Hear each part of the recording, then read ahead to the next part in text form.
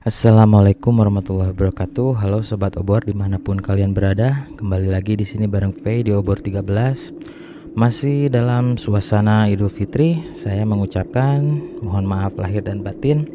Mohon maaf apabila ada salah-salah kata atau ada perkataan saya menyinggung sobat obor di sini semua. Oke, biasanya kalau lebaran itu kita selalu kangen ya sama saudara yang datang, udah lama gak bertemu gitu. Akhirnya ketemu, banyak yang diceritakan, ya keseruan juga gitu kan, melepas rasa rindu gitu dengan saudara semua. Namun gak sedikit juga kita tuh ada rasa rindu juga gitu kepada teman-teman kita atau saudara-saudara kita yang sudah berpulang duluan gitu ke rahmatullah. Nah, salah satunya ya yang cukup membekas di benak saya ya Abah Fudu. Abah Fudu itu paman saya dari ibu saya, dan beliau itu usianya tidak terpaut jauh dengan saya. Jadi ya dari sisi bercandaan atau mungkin pergaulan ya ada beberapa hal yang nyambung gitu kan dengan saya. Nah, Abah Fudu sendiri ceritanya pernah saya angkat di channel ini dengan judul Diklat Mapala untuk episode pertama dari Obor 13 sama Tumbal Proyek. Banyak sekali cerita-cerita dari Abah Pudu yang mungkin bisa diangkat di channel ini, namun saya banyak hal yang lupa juga gitu. Cuman ya begitulah, sayangnya Abah Pudu telah berpulang duluan ke rahmatullah. Namun ada cerita lucu nih yang masih saya ingat dari Abah Pudu. Jadi waktu itu si Abah Pudu itu di masa kuliahnya di teman sekelasnya tuh sedang ada yang PDKT katanya ya. Sebut aja namanya Intan lah, nama samarannya tuh. Nah, tiba-tiba si Intan itu curhat nih sama Bah Pudu. Pudu, lagi ada cowok nih yang deketin gua katanya. Siapa? Si Anu katanya. Ya sebut aja cowoknya, mungkin namanya siapa ya.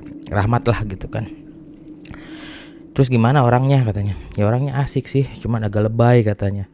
Lebay kenapa? Ya dia suka menyombongkan apa yang dia punya gitu, dengan apa yang dia miliki itu pengen bisa dilihat orang gitu. Apalagi mungkin momen saat itu Rahmat ya sedang PDKT, ya apa-apa pengen dilihat luar biasa lah di mata cewek yang digebetnya gitu kan.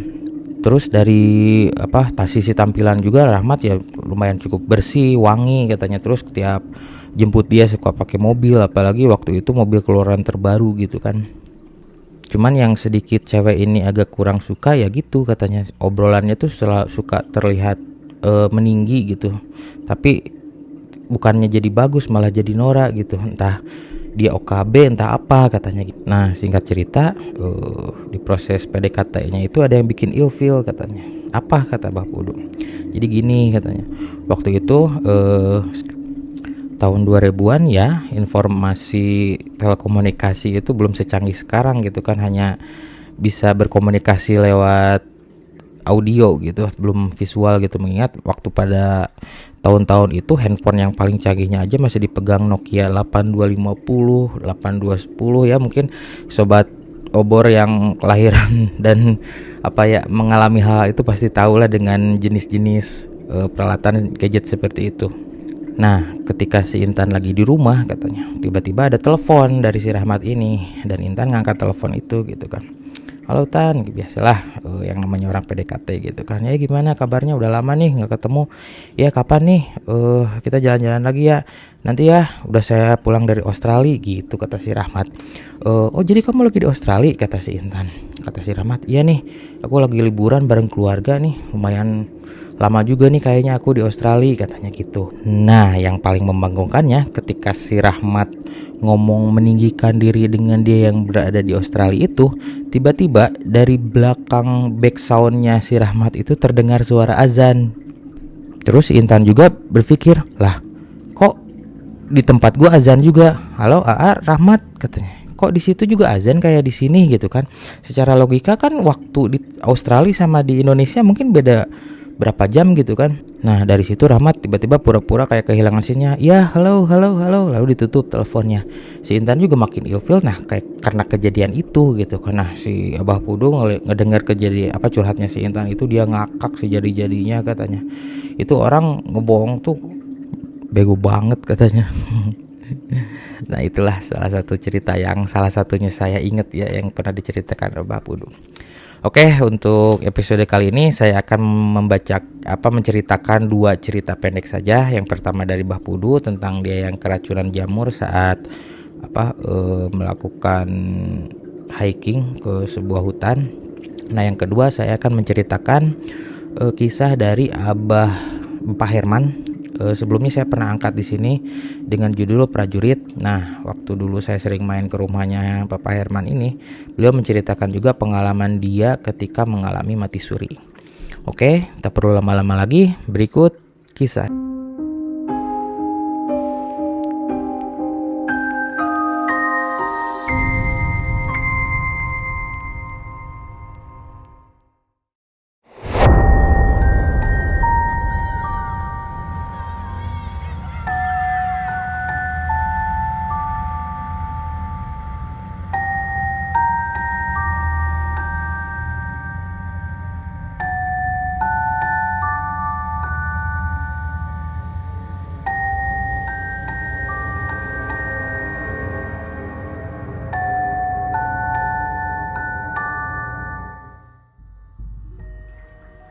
Mbah Pudu itu merupakan orang yang gemar sekali melakukan kegiatan di alam terbuka, apalagi untuk mendaki gunung dan sebagainya gitu kan.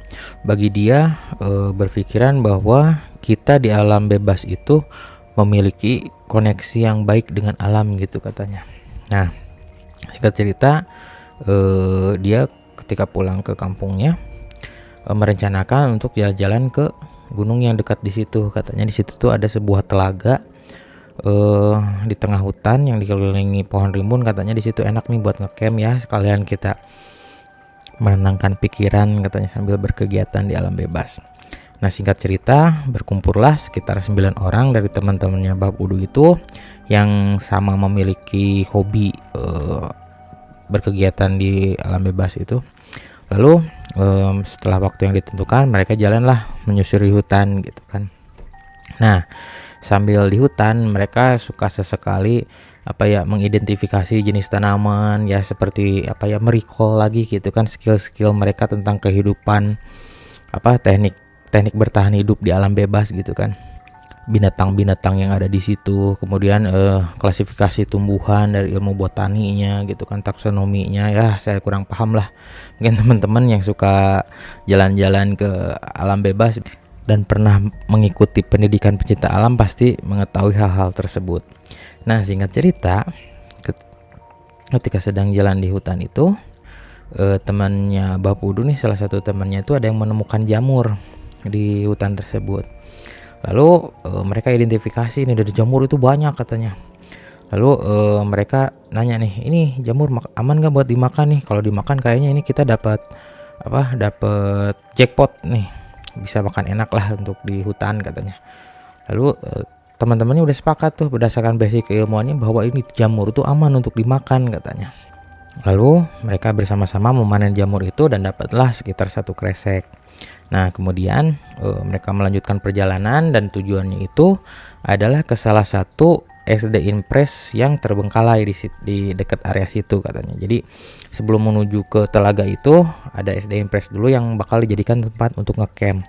Nah, bagi teman-teman yang belum tahu SD Impres itu merupakan sekolah dasar yang dibangun zaman pemerintahan Soeharto yang bertujuan untuk mencerdaskan warga-warga atau anak-anak yang berada di perkampungan ataupun pedalaman ya. Mungkin teman-teman bisa nyarilah di media-media online atau di portal-portal berita tentang sejarahnya SD Impres tersebut.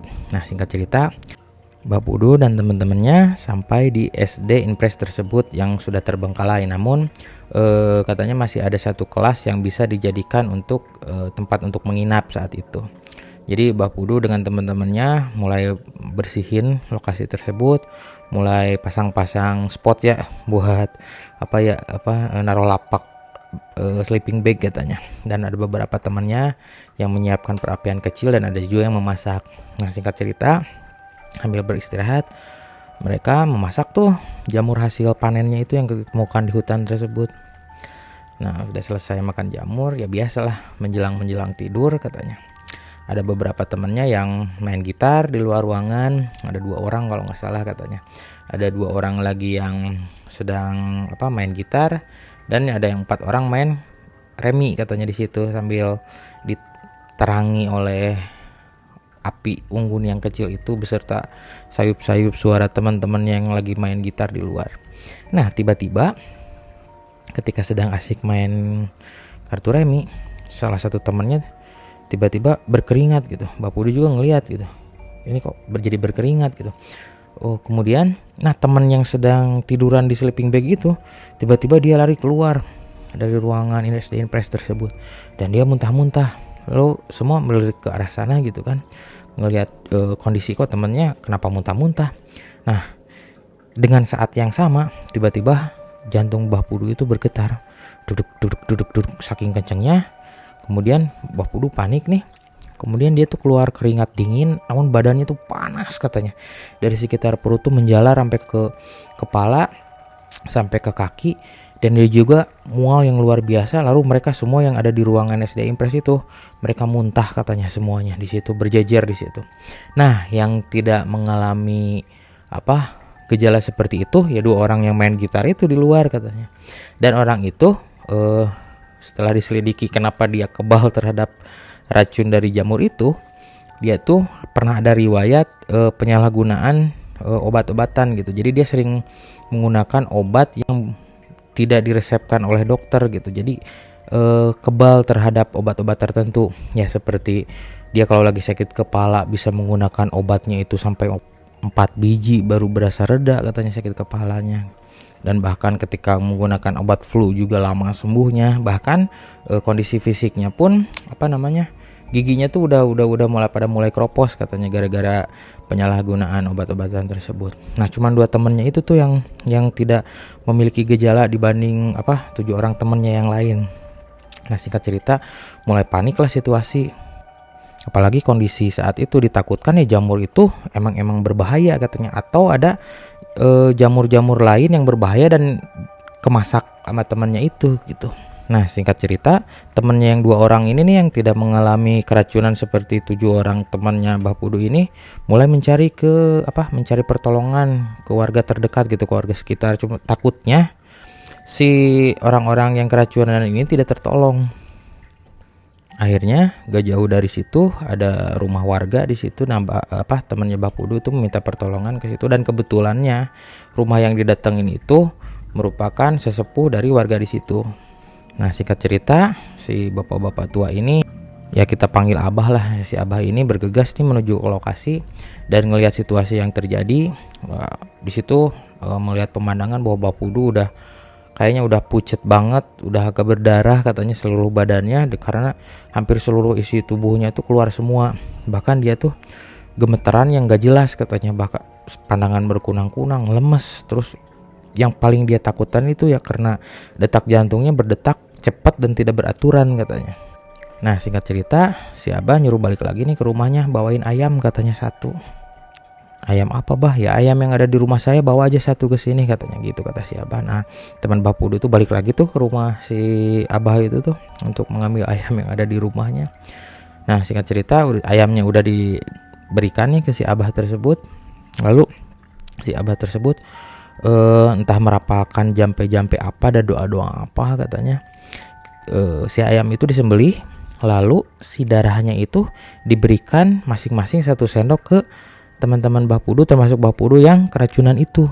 Di sisi lain Bapudu sedikit ada kontradiktif gitu antara proses cara pengobatan seperti itu dengan dunia modern gitu, karena selama pengalaman beliau orang keracunan itu nggak ada yang dikasih darah ayam katanya. Cuman ya pilihan di antara tidak ada pilihan. Terus saat itu juga dirasa takutnya Bapudu juga nggak keburu untuk menuju ke puskesmas terdekat karena waktu sudah malam juga gitu ya, mau nggak mau dia meminum darah tersebut. Dan ajaibnya setengah jam kemudian detak jantungnya tuh mulai mereda dan normal katanya. Perlahan-lahan kondisi badannya, keringatnya udah mulai tidak mengucur lagi, suhu tubuhnya pun udah berangsur pulih nih.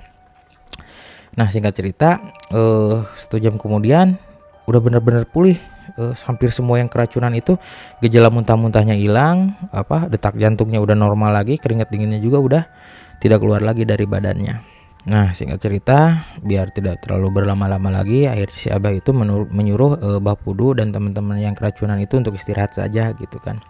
Dan yang anehnya, kata Bah Pudu, saat itu tidur Bah Pudu seperti nyenyak banget katanya. Bahkan ketika bangun pagi itu dengan badan yang segar, seolah-olah tidak terjadi apa-apa katanya tadi malam itu. Nah, singkat cerita, ketika pagi beranjak siang, akhirnya Bah Pudu dan teman-temannya yang keracunan itu berinisiatif untuk mendatangi si Abah tersebut untuk mengucapkan terima kasih mungkin ya, karena sudah ditolong juga gitu. Meskipun dalam batinnya Bah Pudu ada sedikit hal yang bertentangan ya, apa hubungannya keracunan dengan darah ayam katanya. Emang sih ketika sebelum menyembelih ayam itu si Abah itu merapalkan doa-doa yang Bah Pudu gak kenal katanya dari sisi bahasanya gitu. Kalau orang Sunda bilang tuh seperti jangjawokan katanya. Ya, jangjawokan itu seperti mantra dalam bahasa Sunda gitu. Singkat cerita, Bah Pudu sampailah di kediamannya si Abah tersebut. Lalu berbincanglah sebentar mengenai situasi yang terjadi dengan Bah Pudu dan sebagainya. Intinya si Abah itu bilang bahwa kalian tuh jangan harus berhati-hatilah mengambil sesuatu di dalam hutan, apalagi kalau kalian itu ragu, mending jangan kalian ambil, atau kecuali kalau kalian dalam kepepet baru kalian ambil ya. Intinya seperti itulah, jangan asal merusak lingkungan dan sebagainya. Dan saat itu juga Abah menyarankan bahwa kalian lebih baik pulang sajalah, istirahat dulu di rumah, kembaliin dulu kondisi fisik, jangan dilanjutkan perjalanan ini, takutnya nanti di jalan ada hal-hal yang tidak diinginkan dan lebih membahayakan gitu katanya. Ya, kalau dari Bah Pudu sendiri mengingat petuah dari orang tua, apalagi itu warga lokal yang sangat dihormati di situ, ya mau gak mau Bah Pudu menuruti saja gitu. Apalagi mungkin si Abah juga berkata seperti itu udah ada pengalaman mungkin, atau pernah ada kejadian yang sebelumnya terjadi di sekitar situ. Dan akhirnya Bah Pudu pulang ke rumah beserta teman-teman tersebut dan tidak jadi ngecamp di tengah di samping telaga yang ada di tengah hutan tersebut. Nah, itu cerita pertama dari Bah Pudu. Kemudian untuk cerita pendek yang kedua, saya akan menceritakan kisah dari Bapak Herman tentang mati suri. Sepulang dinas Pak Herman dari Timur, beliau kembali ke Pulau Jawa dan melanjutkan aktivitasnya sebagai tentara biasa gitu ya, berdinas di kemiliterannya, kegiatan sebagai tentara aktif gitu kan. Lalu di samping menjalani kegiatannya sebagai TNI aktif, dia juga memiliki sebuah lahan yang dia punya sendiri gitu, kebun kecil yang sering dia garap bersama istrinya. Lalu pada suatu hari sepulang dia dari dinas, Pak Herman ini entah sial atau mungkin sedang naas, beliau itu tertabrak oleh angkot yang supirnya mengemudikan angkot tersebut dengan ugal-ugalan. Nah, singkat cerita, Pak Herman tertabrak, kemudian dia tergeletak di jalan dan warga panik tuh. Seketika mengevakuasi nih Pak Herman, takutnya ada kenapa-napa. Tapi dari sisi fisiknya Pak Herman tuh nggak ada luka, namun dari nafasnya seperti tidak ada nafas katanya. Lalu warga inisiatif untuk membawa ke puskesmas terdekat, dan ketika di puskesmas diperiksalah oleh tim medis yang mengerti hal-hal tentang tindakan untuk kecelakaan gitu kan. Nah, setelah didiagnosa Pak Herman itu nggak ada luka di sekujur tubuhnya gitu, namun nafasnya tidak ada, bahkan denyut jantungnya pun tidak terdeteksi katanya oleh stetoskop. Kemudian ditunggu sebentar, Pak Herman tidak sadar-sadar juga, terus pakai metode juga yang ditempelin ke hidung juga, kaca cermin kalau nggak salah waktu itu katanya, dan di cermin itu nggak ada uap air katanya. Nah, lalu dari puskesmas itu mulai panik tuh. Akhirnya dari puskesmas itu dirujuk tuh untuk ke RSUD terdekat juga gitu, karena mungkin Pak Herman itu kritis gitu kondisinya, sehingga detak jantungnya itu tidak terdeteksi oleh alat-alat yang ada di puskesmas tersebut. Nah, singkat cerita, Pak Herman itu dibawa ke rumah sakit RSUD tersebut yang dekat di situ, dan ketika sampai di RSUD didiagnosa Pak Herman itu dinyatakan meninggal karena dengan alat-alat yang ada di puskesmas itu seluruh aktivitas di tubuhnya itu tidak ada tanda-tanda kehidupan katanya. Lalu dicarilah istrinya dan keluarganya. Akhirnya Pak Herman itu dibawa ke rumahnya gitu kan, untuk dipulasara. Dan ketika bawa dari rumah sakit pun Pak Herman katanya tangannya itu udah diikat sama perban, sama bagian kepalanya juga sudah diikat sama perban katanya, dan ditutup oleh kain jarik. Nah, singkat cerita, Pak Herman dibawa ke rumahnya. Ketika akan dipulasara, Pak Herman itu ditaruh di tengah rumah dan dikelilingi keluarganya yang sedang bersedih katanya di situ. Nah, ketika keluarga sedang dalam puncak kesedihannya tuh, tiba-tiba Pak Herman yang sudah ditutup kain jarik itu bangun katanya, kaget dia. Sontak keluarganya juga pada panik di situ, ini kok bangun lagi. Akhirnya warga juga semua pada berhamburan dari rumah itu. Pak Herman, hantu Pak Herman lah, pokoknya gitulah warga di situ. Apalagi saat itu di kampung tahu sendiri gitu kan kondisi warga di situ seperti apa gitu, ngelihat kondisi seperti itu. Nah, singkat cerita, Pak Herman juga kaget. Dia terbangun dalam kondisi seperti itu. Terus keluarganya udah pada bersedih gitu kan. Akhirnya istrinya mulai meyakinkan bahwa Pak Herman itu emang benar-benar hidup gitu, tidak meninggal gitu. Nah, lalu Pak Herman itu meyakinkan istrinya bahwa dia itu masih hidup katanya. Dan ya udah beres-beres di rumah, dia juga beres-beres bajunya dengan yang pakaiannya yang kondisi mengerikan tersebut. Warga pada pulang ke rumahnya. Akhirnya Pak Herman tuh mulai cerita nih ke anaknya Pak Herman yang teman SMP saya itu. Jadi tadi itu katanya dia tuh tiba-tiba terbangun di suatu lahan perkebunan katanya. Terus kalau ngelihat kondisinya itu kayak mau maghrib gitu, jadi nggak gelap, nggak terang katanya ya. Kalau antara pukul 5:30 menuju jam 6 lah gitu suasana kondisi alamnya itu. Lalu dia melihat di kiri kanannya itu seperti ada wortel tapi segede rumah katanya wortelnya tuh. Terus dia ngelihat ke sampingnya lagi ada cabenya segede rumah katanya gitu. Pokoknya penampakan di mimpinya itu aneh semua gitu. Dan Pak Herman bangun, dia mengenakan pakaian yang biasa dia gunakan untuk pergi ke ladang katanya.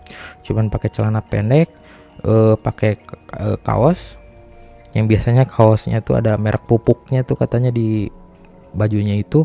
Tapi dia juga bawa kresek isinya tuh gorengan sama lontong yang dibungkus daun pisang. Dia masih bingung gitu. Ini saya di mana? Ini saya kenapa? Ini ngapain gitu. Nah, di tengah-tengah kebingungannya itu, tiba-tiba Pak Herman didatangi sesosok manusia, cuman berpakaiannya serba hitam katanya. Dan dia dengan suara yang berat dan menyeramkan berbicara kepada Pak Herman. Ayo ikut saya katanya. Terus Pak Herman bingung mau ikut kemana, mau ngapain. Terus si makhluk itu tuh seolah-olah mengajak Pak Herman dengan paksa gitu. Ayo ikut saya katanya. Nah, di tengah kebingungan itu ya mau gak mau Pak Herman yang mengikuti gitu kata makhluk itu kemana dia berjalan gitu ya. Jadi posisinya itu makhluknya berjalan di depan, Pak Herman berjalannya di belakang. Nah, selama di perjalanan Pak Herman itu yang melihat surroundingnya tetap seperti itu katanya. Ada tanaman cabenya segede rumah, ada tanaman kol-kolnya segede rumah, wortelnya segede rumah. Nah, di antara kebingungannya Pak Herman sambil jalan mengikuti di belakang makhluk tersebut, Pak Herman makan tuh bakwan sama lontong yang dia bawa. Nah, selama dia perjalanan mengikuti makhluk tersebut, dia suka buang itu si kulit pisangnya itu di arah dia jalan pulang. Nah, ketika makanannya habis, tiba-tiba makhluk itu berhenti di sebuah lubang yang hitam pekat dan nggak tahu katanya dalamnya seperti apa katanya. Nah, ketika di bibir mulut lubang yang menganga itu, si Pak Herman itu sama si makhluk itu disuruh loncat ke sana. Ayo kamu loncat katanya. Kenapa? Nggak mau katanya. Ayo loncat katanya. Nggak mau. Kalau ada ular gimana? Kalau ada hewan yang membahayakan gimana? Itu dengan polosnya Pak Herman menjawab seperti itu. Lalu makhluk itu kelihatan jengkel karena Pak Herman gak mau menurutinya. Akhirnya makhluk itu menyuruh Pak Herman nunggu aja di sini katanya. Nanti saya bawain teman buat kamu katanya. Si makhluk tersebut bilang gitu. Nah, singkat cerita, sesudah akhirnya Pak Herman menunggu tuh di samping lubang itu yang besar itu yang hitam dan menganga itu. Makhluk itu pergi entah kemana katanya. Dan di tengah-tengah Pak Herman yang lagi nunggu, kok lama banget katanya, ini saya harus nungguin apa, saya harus gimana gitu. Nah akhirnya diantara kebimbangan dan kegamangannya Pak Herman ini, beliau tuh seperti punya firasat untuk udahlah balik lagi ke tempat yang tadi katanya, ke tempat awal dia dijemput oleh makhluk itu. Nah akhirnya Pak Herman balik lagi tuh ke tempat dia awal dijemput makhluk itu. Dia sempat khawatir juga akan tersesat untuk kembali lagi ke arah dia dijemput makhluk tersebut, tapi Pak Herman itu melihat petunjuk dari bekas sisa-sisa daun yang pembungkus lontong itu yang suka dia buang selama perjalanan ke situ. Nah setelah beberapa lama Pak Herman jalan, di titik dia dijemput kok ada sesosok tubuh yang lagi tidur katanya di situ. Nah dengan kaget Pak Herman mendekat. Ketika dilihat, kok itu saya katanya, kata Pak Herman tuh gitu. Ini ngapain kok saya ada di sini gitu. Tapi dia ngeliat tuh jadi seolah-olah seperti Pak Herman yang keluar, rohnya tuh keluar dari badannya katanya. Disentuh tidak bisa, dipegang nggak bisa, pokoknya si badannya tuh terbujur kaku aja di situ. Akhirnya di situ tuh Pak Herman mulai berasa bersedih gitu, takut. Oh benar-benar berarti saya ini udah meninggal, oh saya ini udah mati katanya gitu. Kemudian Pak Herman tuh nangis meratapi dirinya di samping jasad Pak Herman itu. Lalu tanpa sadar Pak Herman itu duduk bersimpuh dan ketiduran katanya. Nah ketika setelah Pak Herman ketiduran dan bangun, yaitu katanya di tengah-tengah warga yang sudah di tengah-tengah keluarga yang sudah ditangisi oleh semua dengan kondisi tangan yang sudah diikat dan kepala yang sudah diikat perban katanya. Jadi bisa disimpulkan katanya, bisa jadi Pak Herman itu mati suri gitu saat itu, karena dari kondisi medisnya detak jantungnya sudah tidak ada, dan diperiksa juga di puskesmas dan di rumah sakit juga dinyatakan sudah meninggal dunia gitu kan. Dan ya mungkin pengalaman anehnya itu yaitu ketika Pak Herman mengalami mimpi itu. Nah setelah kejadian itu pun Pak Herman alhamdulillah sudah bisa beraktivitas sebagaimana mestinya dan tidak terjadi apa-apa gitu. Dan menurut mitos, bagi sebagian orang yang telah mengalami mati suri biasanya beliau akan peka akan hal-hal mistis. Nah ini tidak terjadi katanya sama bapaknya Herman itu. Tapi ya alhamdulillah bersyukur Pak Herman dengan masih diberikan waktu kesempatan berumur panjang juga, itu sudah anugerah yang luar biasa. Ya mungkin itu cerita kedua dari Pak Herman tentang mati suri. Oke, untuk teman-teman Obor 13 dimanapun kalian berada, bagi teman-teman yang ingin berbagi pengalaman horor atau pengalaman mistisnya, boleh dikirim ke obor13.official@gmail.com, boleh berupa teks, tulisan, atau voice note. Nanti saya bantu edit untuk tayang di episode Obor 13 selanjutnya. Oke, sehat selalu teman-teman. Wassalamualaikum warahmatullahi wabarakatuh. Bye bye.